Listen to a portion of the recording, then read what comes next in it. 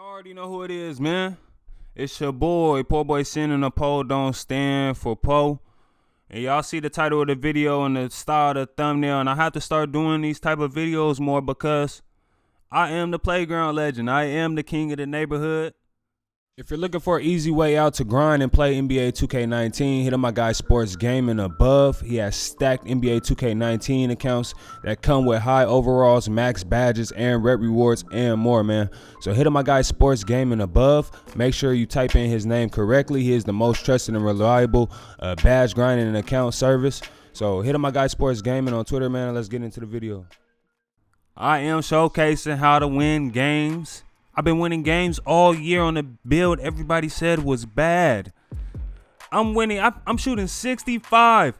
I'm shooting 65% from 3 on a pure point forward. I'm seeing pure sharps and pure stretches out here with 40% and 50%.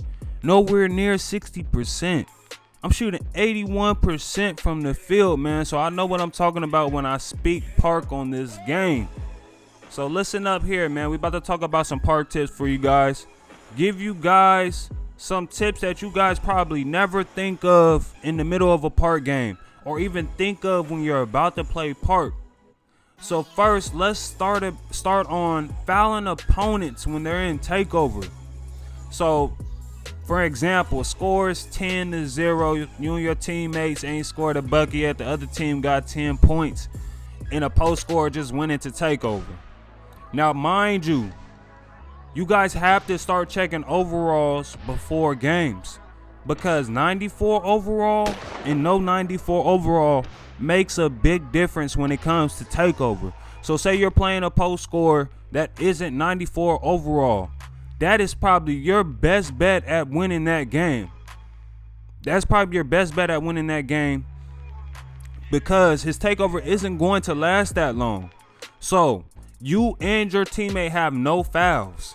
You and your teammate have no fouls, and you know if you guys get the ball back, you have a very high chance, 90% chance of winning the game, because that's how I feel playing pure point forward and stretch. If you give me 2 times the ISO, every game I play, if I make 2 mistakes and get the ball back, I'm not losing, period. I'm not losing that game after 2 mistakes. Say a post scorer that's not 94 overall goes into takeover, and you and your teammate both have no fouls. You guys want to use those fouls to get him out of his takeover. Don't let the post scorer just keep scoring in his takeover. Foul him, because you're going to have to put yourself into foul trouble and then watch your fouls for the rest of the game. But every 90% of post scorers that go into takeover, they're scoring every single bucket that they put up. So when a post scorer that's not 94 overall goes into takeover, you want to foul them out of that takeover. So you pretty much want to bait them. Each time they touch the ball, you want to bait them for that possession. When you know they're about to get ready to go up for a shot, foul them, hack a shot, foul them every single time. And if one of you guys get up to 4 fouls, around 3 to 4 fouls, switch off and have the other teammate switch off and force fouls until that post scorer goes out of takeover. Same thing with stretch bigs, same things with playmakers, play sharps. If they're not 94 overall, foul them, hack them until that takeover is gone. Now, if they're 94 overall, man, good luck. Good luck if they're 94. If you run into a 94 overall post scorer and he gets takeover, good luck, which goes into our next park tip. Trying to get rid of opponent's takeover before they receive it. You guys need to start recognizing how many shots a post scorer puts up, how many shots a stretch big puts up before they get takeover. Now, y'all know post scorers get takeover within 3 to 4 shots. Same thing for stretch bigs. So what you want to do is you want to deny them from getting 3 to 4 shots. If you cannot deny them from getting 3 to 4 shots, you want to at least get a poke ball, a turnover, a block, something that's going to decrease their takeover before they get it. Now, a lot of people don't know you can kill off an opponent's entire takeover by dunking on them. Sometimes, if you have a full takeover bar and you get dunked on, your takeovers most times will go away. Sometimes it always doesn't, but most times it does go away. But if a post scorer has made 2 shots, you do not want him to make that 3rd shot. These are things people do not think about in the middle of their park games. I promise you, nobody is even thinking about this at all. one of the reasons my boy Beast Mode, little bro Beast Mode, is one of my favorite players, if not the favorite player, my favorite player to play with of all time, is because he knows these type of things.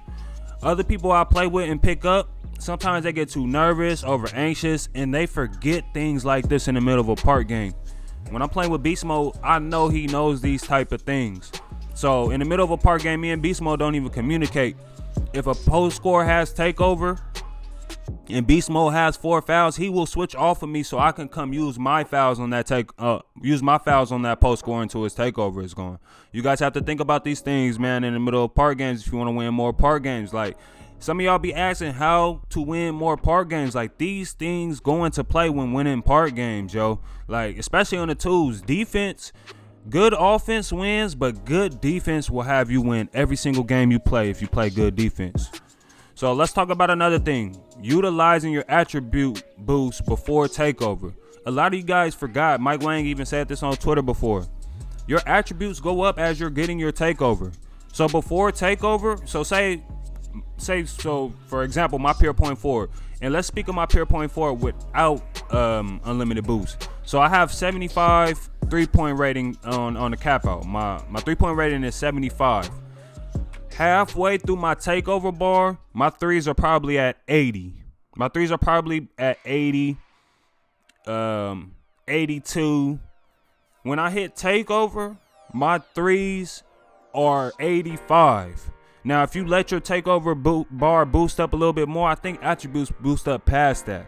But when you go into takeover, your boost go up 10. So before you reach takeover, you got to think about what attributes you can use that are receiving a boost that can help you get takeover and help you win the game and continue on with the ball. You feel me? You guys got to think about that as well. Utilizing attribute boosts before you reach takeover. It's like getting jump shot boosts in the middle of the game. Just like how some pure shot creators or slasher shot creators can speed boost before they get takeover. And then in takeover, they definitely can speed boost. So you guys, some people got to think about that in the middle of park games as well. Another thing you guys got to recognize is opponents' tendencies. Some of you guys play this game and do not pay attention to who you playing against tendencies. Like, some people really, especially when people play me, bro. And I will honestly say this, man, because the people that really do watch me play 2K and watch me stream and watch me streak, like, I be like, when some people be coming to my channel and saying I'm trash, even though I don't brag about being the #1 player or anything like that, we talking about a 93 win percentage with 13K games played. And anywhere, how could I be trash on a pure point forward with no shooting badges, bro? I don't want to hear no talk about pure point forwards and playmakers are toxic this year. This is probably the worst year for playmakers, bro. Probably the worst year. I got a 93 win percentage, 13K games played with no dead eye badges, no shooting badges, bro. And there's people that do L2 cheese, D-pad glitch, and can't even do that, bro. Can't even win all their games cheesing. I'm winning games on a pure point forward, dog. So I know what I know what I'm talking about, yo. I know what I'm talking about. Y'all have to listen to me, man. When every game I play, if I know I'm playing some good players or I'm playing some comp, before 10 points, my rule is I need to recognize how they play before 10 points. If I cannot figure out how they play, and this is how Beast Mode plays too, bro. That's why Beast Mode is my bro. If you cannot recognize how your opponent is playing by 10 points, you are going to lose. You're going to lose, bro. So you guys need to start recognizing what people abuse. If they're abusing L2 cheese, the best way to guard L2 cheese is to switch on it. You gotta catch the ball handler trying to run to the lane, and then one man has to pay attention to the D-pad glitch. But you have to play sides on it. You have to play switch on it. And that's why guards suck in NBA 2K19, because a guard cannot contest a pure stretch big at all whatsoever. And so guarding D-pad glitch is pretty much pointless as a guard if you're not a lockdown.